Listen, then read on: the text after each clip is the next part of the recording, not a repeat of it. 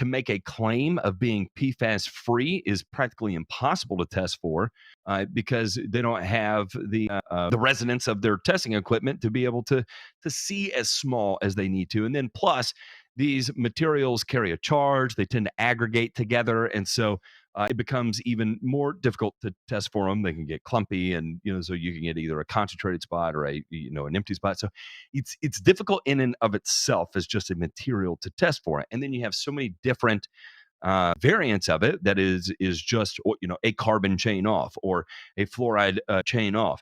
And if we can't validate or quantify what's in the ground and then what exactly happens to us when we consume it at what thresholds over what period of time, it's crazy. This is a absolute free for all right now. And I think the New York Times put a good quote in there is that simply chances are we can't afford the kind of cleanup that's needed now.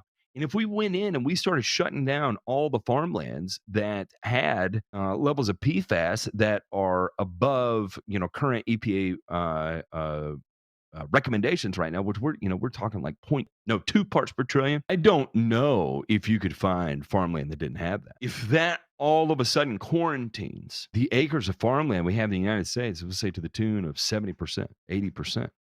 Then what do you do? I don't know. This is a bad situation, and unfortunately, this is one of the unfortunate things that happened